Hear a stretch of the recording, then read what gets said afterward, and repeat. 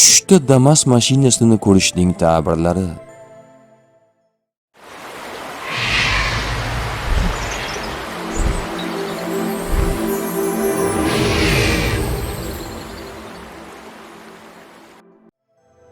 Yaxshi, toza Damas, ishlarning yurishi, daromad yoki yangi imkoniyat. Damasda yurish, safar, ish bilan bog'liq harakat yoki hayotda yangi yo'l.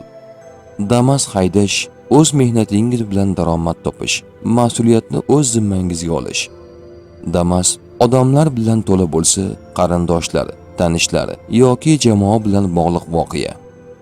Yuk ortilgan Damas, mas'uliyat, mehnat yoki zimmasidagi vazifalar. Damas buzilgan yoki avariyaga uchragan bo'lsa, ish yoki rejalarda vaqtinchalik to'siq. Yangi Damas, yangi ish, daromad manbai yoki hayotdagi yangi bosqich.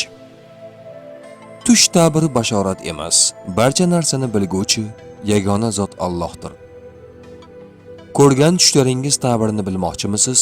Unda kanalimizga obuna bo'ling.